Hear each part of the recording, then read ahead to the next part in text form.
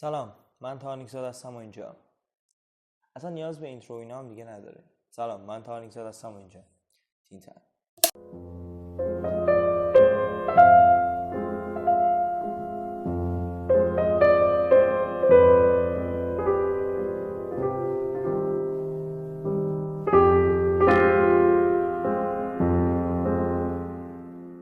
من میخواستم این اپیزود یه ذره در مورد فیلم سینمایی صدام صحبت کنم و یه سری نکات رو دربارش بگم. شاید بهتر باشه بگم، نمیدونم، ولی میترسم خیلی طولانی شه و میتونم اونو بذارم توی یه اپیزودی بگم که یه وقت هم سوء تفاهم پیش نیاد برای گروه سازنده. بنابراین میپردازم به همون چیزی که به زور ارزش پرداخته شدن داره. یک اثری داره پخش میشه به اسم عشق ابدی و قاعدتا من به اینجور چیزا ریاکشن نمیدم، چون قبلا گفتم من به چیزی که همه بهش ریاکشن بدن ریاکشن نمیدم. یعنی توقع من از قسمت اول این برنامه این بود که مورد تمسخر قرار بگیره، مورد انتقاد قرار بگیره. بلاگرهایی که سیس فهیم بودن دارن، دوبلورن، چه میدونم، همه این کسایی که فکر میکنن قراره اینجور کارا رو، این انتقادا رو انجام بدن و مسخره کنن، من توقع داشتم که بیان و اثر رو مسخره کنن، موجب این بشن که کمتر دیده بشه، کمتر شنیده بشه، نقد کنن به کسایی که این اثر رو میبینن. ولی این اتفاق رخ نداد. اینجا بود که احساس کردم یه جورایی مثلا رسالت تین تایمه که بیاد این کاره رو به درست ترین شکل انجام بده. این قاعدتاً یک اپیزود طولانی است، احتمالاً از تایمی که برای اپیزود در نظر گرفته شده خواهید دید، مگر اینکه دیگه من خیلی عصبی شم که اون عصبی شدن جلوی دوربین کار درستی نباشه. چون یه سری تفکراتی من دارم نسبت به آدم‌هایی که توی اون برنامه هستن، آدم‌هایی که اون برنامه رو میسازن و بعضی از آدم‌هایی که اون برنامه رو میبینن، که نه درسته که در جامعه گفته بشه، نه درسته که در یوتیوب گفته بشه و نه درسته که کلا اینو مثلا هر آدمی بدونه. ولی خب آدمای شخصی و خصوصی من و نزدیکان من میدونن که من تفکرم نسبت به اینجور آدم‌ها در لول‌های مختلف چطوره. خب دلیلش چیه؟ بذار اول قضیه بلاگرها رو بگم و بگم که واقعا خجالت بکشید. همین بلاگرها خیلی اینجوریان که بذار اینجوری بگم، یه سری بازیکن‌ها هستن، یه سری آدم‌ها هستن، بعد از اینکه میرن به کشورهای عربی دیگه از واژه خلیج فارس استفاده نمی‌کنن. بعضی از شرکت‌ها هم این کارو می‌کنن، نمی‌نویسن فارسشو که این قدرت منابع عربی رو از دست ندن. و ما اونها رو بیشرف خطاب میکنیم، آدم‌های سست، عنصر خطاب میکنیم، آدم‌های ضعیف خطاب میکنیم. و دیدیم دیگه، حالا مصداق باردش رو دیدیم، هم بعضن فوش خوردن، هم انتقاد شده، هم مجبور شدن بعدش بیان بگن نه منظور ما این نبود و منظورش هم همون بود. هممون هم میدونیم 99%. اون آدم‌هایی که میان این کار رو میکنند هم چه کار الان میگن در همین دسته قرار میگیرن. آدم‌هایی که میان ویدیو میذارن میگن این چیه برنامه‌ای که پخش میکنید، بعد ما اینجوری میشن که خب خوبه داره انتقاد میکنه، چه برنامه مبتذلیه، خجالت بکشید فلان، لطفا شنبه هم پخش کنید. یا اون یکی آره منم میخواستم، بعد این که خیلی زیاده، یعنی از هر 5 تا بلاگر 3 تاشون این حرکت خیلی بانمک رو انجام دادن. یا یکی دیگه برمیگره میگه که آره منم میخواستم من باب تحقیر بشینم فیلم اثر رو ببینم، ولی من خیلی جذب کرد، پس شنبه ها و یک شنبه هم پخش کنی. و اینطوری شد که من رو به فکر فرو برد. به این فکر فرو برد که خب اوکی، ما به اون قسمتی رسیدیم که دیگه اینجور چیزها مسخره هم نمیشن. 15 قسمت این برنامه 50 میلیون ویو میگیره. حالا ما میگیم که نه بابا، و حالا برگردی به اون آدما بگی که آره آقا این مبتذله، خب چرا این حرفو زدی؟ تو مثلا یه آدم مهم که نیستی، ولی خب 4 نفر دنبالت میکنن، حرفت رو اونا تاثیر میذاره. اینجوری میکنه که آقا همه این کارو میکنن دیگه، حالا منم روش. هر کسی با یک همچین جمله شما رو خطاب داد. آره همه این کارو میکنن، خب منم روش. یا آره این همه آدم این کارو میکنن، حالا ما نکنیم چیزی میشه؟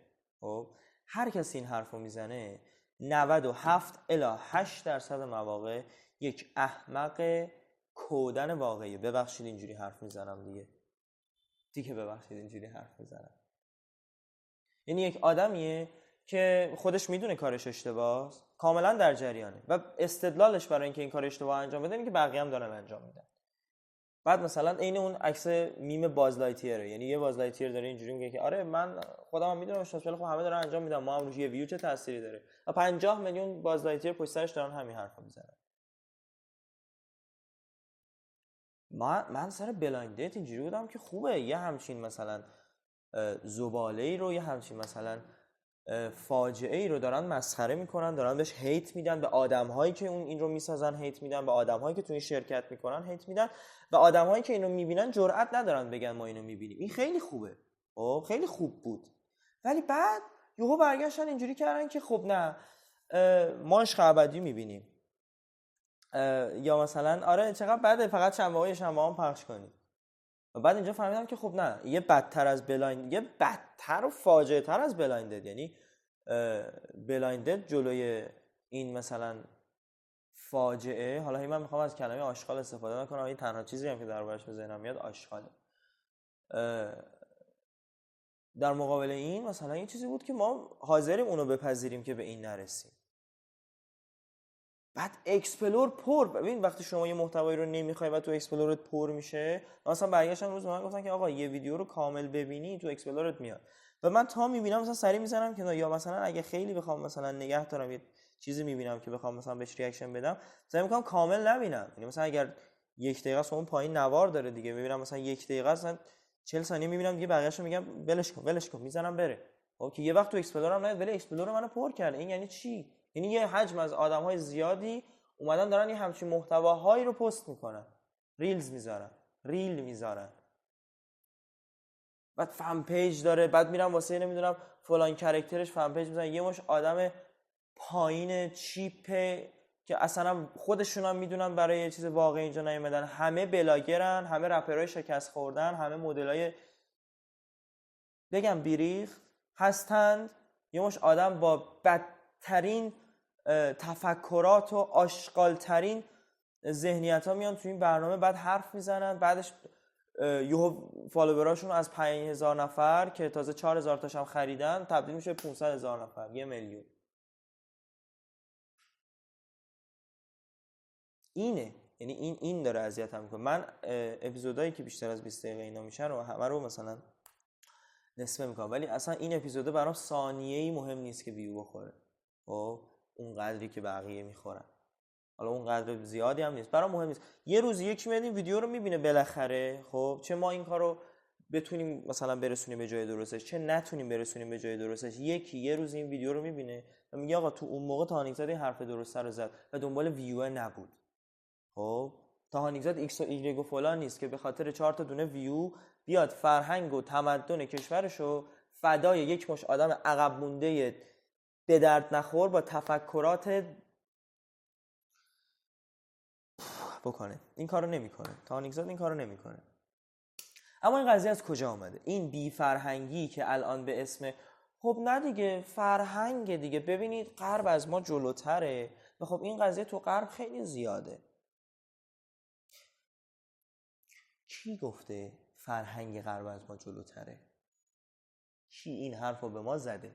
بله ما در خاورمیانه یک ذره دولت‌ها نسبت به یک سری چیزا نسبت به ما برای ما شل گرفتن. خب تو غرب از لحاظ آزادی‌های چجوری بهتون بگم اینطوری بله راحت تره. بله خب اینایی هم که رفتن اونجا به خاطر همین رفتن دیگه، یه مش آدمن که تو ترکیه ان با افتخار هم تو ترکیه ان و دلیلشون برای رفتن به ترکیه هم اینه خب داداش اینجا آبجو داره، بعدش هم حجاب نداریم دیگه، پارتی هم که هست، همین دیگه. آدم برای مهاجرت چه دلیلی میخواد ها؟ یه همچین آدمایی رو مردم 50 میلیون ویو میخوره 15 تا اپیزودش، یه همچین آدم‌هایی، یه همچین تفکراتی و یک سری بازی‌هایی که من نمیدونم چطور من ندیده بودم، نمیدونستم همچین بازی‌هایی داره. شاید بعضی هم خجالت میکشن که وایرال نمیشه، تو یک ویدیو انتقادی اینو دیدم. یه بازی بود، من اصلا اینطوری بودم بابا خجالت بکشید، ما ایرانی ادعای فرهنگ 2500 ساله داریم، بعد میریم کپی ضعیف انجام میدیم از فرهنگ غرب. ببخشید غربی‌ها، ما 2500 سال 2000 شو بذار کنار، 500ش هم نصف کن، 250 سال پیش اینا کجا بودن که ما الان باید از اونا الگو بگیریم؟ چرا؟ چون فرهنگشون جذابتره. برای کی؟ برای آدمای کم فهم. این سال پیش از اینجا شروع میشه. این سال پیش اومدن فرهنگشون رو از طریق رسانه به خورد کشورهای دور و بر خودشون دادن. خب اومدن گفتن آقا بیایم این کار انجام بدیم. بعد حالا در کشورهای مختلف رو کاری ندارم، در کشور ما اومدن چیکار کردن در مقابل این؟ گفتن ما این فرهنگ رو نمیپذیریم. اکثریت جامعه، مثلا قشر بالغ جامعه گفت ما این فرهنگ رو نمیپذیریم. اونا زورشون رو بیشتر کردن. این قشر با فرهنگ پیر شد، قشر جوان یه ذره اومد بالاتر، جای اینها رو گرفت و گفت بذار ما اینو تست کنیم. خب با همین جمله ها، حالا همه دارن میبینن، حالا مثلا فلانه، حالا 20 سال بعد خاص باش، اول مثلا من خاص باشم، اینا اومدن شبیه خاصا باشن، این خاصا زیاد شدن، دوباره یه عده موندن گفتن خب ما میخوایم اینا رو ببینیم دیگه، اینا دیگه همه دارن این کارو انجام میدن، ما هم روش بذار ببینیم چی میشه. اینا اومدن. حالا جواب آدم‌هایی که هنوز مثلا حالا یا از روی دوگم بودن یا از روی دلسوزی اومدن چیکار کردن؟ گفتن خب اینا قدرت رسانه‌ایشون رو بردن بالا، ما باید چیکار کنیم؟ قدرت زورمون رو زیاد می‌کنیم. و تصمیم گرفتن در مقابل اون رسانه که حالا توی اون دوران مثلا یکیش دیش و ماهواره بود، با لگد و زور اعمال قدرت کنن و این رو خارج کنن از جامعه. و چقدر جواب داد؟ هیچی، تقریبا هیچی. چرا؟ چون وقتی شما یه چیزی رو هی ممنوع میکنی، مردم بیشتر راغب میشن به اون قضیه. خب مثالش رو میتونید، من اصلا بحث سیاسی نمی کنم، ولی میتونید برگردید یه ذره مثلا تو حدود 50 60 سال پیش ببینید تفکرات اون موقع چی بود، الان تفکرات چه جوریه. اون موقع توی مثلا مجلس‌های شبانه غیر قانونیشون چیکار میکردن، الان در مجلس‌های شبانه غیر قانونی چه میکنند، که هر دوی این 50 60 سال فاصله در هر دوش اعمال زور اشتباه رخ داده و دلیلش هم از روی همونه. پس اینا اومدن به جای که قدرت رسانه‌ایشون رو ببرن بالا یا اینکه یک رسانه درستی رو ایجاد بکنن که در مورد این قضایا صحبت کنه، اومدن گفتن نه آقا ما این رسانه رو با زور لگد میندازیم بیرون که این جواب نمیده. بعد دوباره دیدن آقا نه داره به اوضاع بد میشه، چیکار کنیم؟ یک قدم مونده این اتفاق رخ بده. اینجا آدم برمیگره میگه خب آقا وایسا، ما که نمیتونیم صده اینو بپذیریم، بیایم حداقل یه 20 رو برای جامعه فرهنگ سازی کنیم که فضاحتش به اندازه اون چیزی نشه که توی غربه. با فرهنگ خودمون ببین، خب ما دو نوع گروه آدم متفکر تو این جامعه نداریم. خب یا فرهنگ 2500 ساله رو، 3 گروه داریم دیگه، یکیشون هم مخلوطه قاعدتا، یا فرهنگ 2500 ساله رو میپذیره یا فرهنگ دین حالا مثلا اسلام رو میپذیره. خب 2 تا گروه داریم و یه گروه مخلوطی داریم که هر دوی اینها رو میپذیره. خب من این گروه بیشتر دوست دارم. اینو کاری نداریم، اپیزودمون در مورد اینکه کدوم گروه درست میگه اینا نیست، من این وسطیه رو بیشتر دوست دارم. بیام من یه مخلوطی بکنم ببینم کدومش میخوره، کدومشو جامعه میتونه انجام بده، کدومشو ما مثلا تو 15 سال آینده به مردم یاد بدیم که بعدن اگر این اتفاق افتاد یه همچین زباله‌ای ساخته نشه. چیکار کردن؟ بازم متفکرین ما اومدن گفتن که نه چرا این کارو بکنیم؟ زور ما که زورشو داریم انجام میدیم. در حالی که رسانه هیچ ربطی به زور نداره.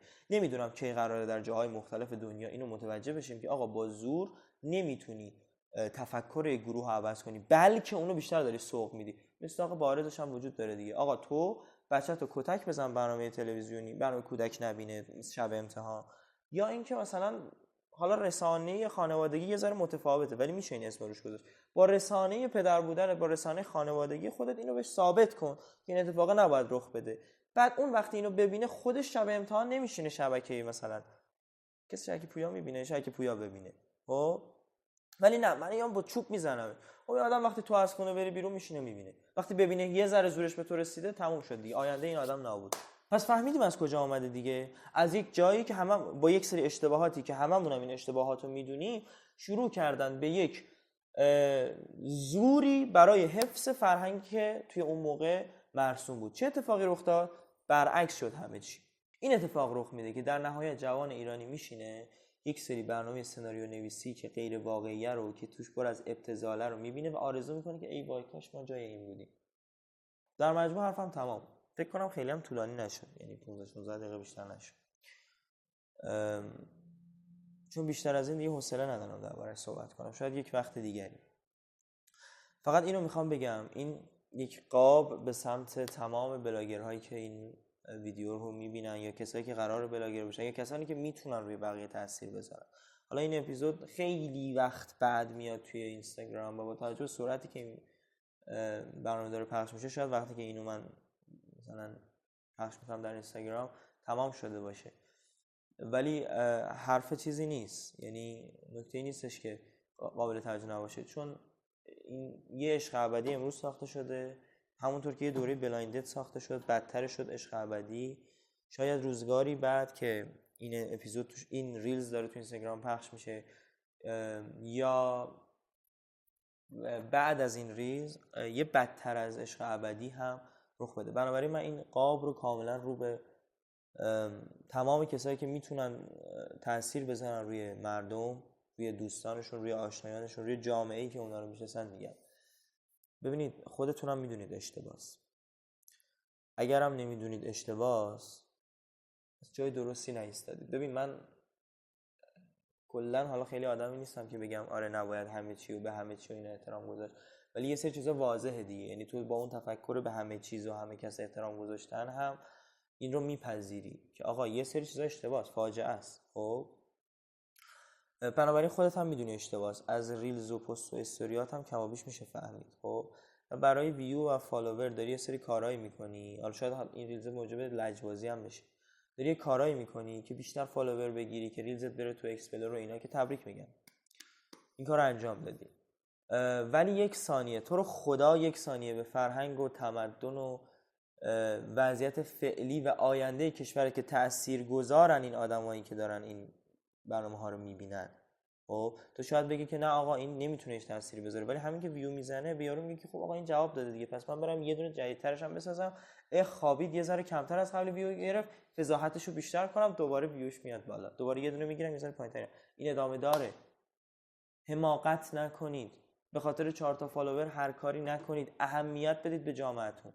فردا روز یه اتفاقی میفته همین شماها اینجوریه که بابا چرا جامعه ما اینجوریه، چرا مردم انقدر بی‌ادبن، رجوع به ویدیوی قبلی در بحث فرهنگی، چرا مردم انقدر بی‌ادبن، چرا انقدر بی‌حوصله‌ن، 4 روز دیگه اینجوری میشه که چرا انقدر بی‌بند و بارن، چرا انقدر همین الانش اینجوریان که روابط آبکی شده، بعد یه دونه برنامه میسازن 100 نفر 4 نفر رو برمی‌دارن میبرن توی ویلایی که به آبکی ترین روابط پابنده، یعنی یارو رسما اینجوریه که آقا هر چند وقت یه بار بیاد دوباره اینجوری کنیم که خب کی کیو میخواد.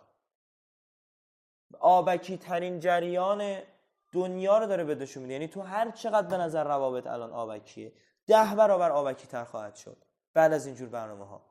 ما این همه فرهنگ سازی مثبت و منفی انجام دادیم که روابطمون در جامعه آبکی نشه، از یه چیز مستحکم رسیدیم به این و حالا یه چیز بدتری رو داره نشون میده و ببین اون به کجا میرسه، اون ما رو به کجا میبره. تو ببین 15 سال بعد این عشق ابدی کیا رو نابود میکنه. اونی هم که با اینا موافق نیست دست به کار بشه. تو از این چیزا خوشت نمیاد، 4 روز دیگه بچت یا 90 یهو میبینی یه جای دیگه است، بعد مگه میتونی چیزی به اونا بگی؟ مگه پدر بزرگ بچه‌ها الان میتونن به بچه‌هاشون چیزی بگن؟ پدر مادرشون نمیتونن چیزی بگن. اونم به خاطر افراط و تفریطه. حالا من نمیخوام صحبت کنم، منم نمیگم که هرچی پدر و مادر میگن درسته، ولی هرچی هم که میگن و تو دوست نداری غلط نیست. این ما رو به اونجا میبره. حالا بیاد بگید نمیدونم این خیلی گیر میده فلان اینا، من دارم اینو میگم دیگه. خب اگر این برنامه ها خب جلوشون به درستی گرفته نشه، فرهنگ سازی در جامعه خانواده هم هست، تو باید خانواده تو اول اینجوری کنی که آقا همچین برنامه‌هایی نبینه، بعد بری سراغ این که برنامه رو کلا حذف کنی از پلتفرم جهان، حداقل پلتفرم کشور خودت. اول باید فرهنگ سازیشو انجام بدی. اگر این فرهنگ سازی ها رخ داد و اینجور برنامه‌ها دیگر در ایران مخاطب نداشت، ما میتونیم این حرفو بزنیم که یک کشوری هستیم که رو به جلویم در بحث فرهنگ. خب چون فرهنگ ما برترین بوده، خب هر روز که میریم رو به جلو، هر چی جلوتر میریم هی بدتر میشه. بنابراین اگر این اتفاق رخ داد میتونیم بگیم آقا از این پایین اومدنه داریم میریم بالا. خب اما اگر این اتفاق رخ نداد، این میره به جایی خب که دیگه وقتی این ویدیو رو داریم میبینیم، شاید 10 سال دیگه 15 سال دیگه اگر یوتیوبی باشه، حالا چه من باشم چه نباشم، ویدیو که پاورجاست، اون موقع برمیگردید میگه آره شاید واقعا باید این کارا رو میکردیم. ببین وضعیت چی شده که شاید اون موقع اونجور وضعیت‌ها توی یوتیوب دیگه استرایک هم نخوره. خیلی مخلصم، خیلی مخلصم. امیدوارم که این حرفا ذره حتی در 1 نفر الان، 2 نفر فردا، 3 نفر پس فردا و خیلی نفر در آینده تاثیر بذاره. اگر از عشق ابدی هم نتونستیم زود جلوگیری کنیم، از بدتر از اونش زود جلوگیری کنیم، یا بعد از اون خیلی دیره البته برای این کارا. دیدم از این کارا میکنن دیگه فایده نداره، رفت تو مغز این جوونا و نوجوانا و آدم‌هایی که زود تاثیر میگیرن، زود ولش کن. خیلی مخلصم. شب و روزگارتونم به زیبایی اون دوره‌ای که واقعا زیبا بود دنیا. همینو بس. مرسی.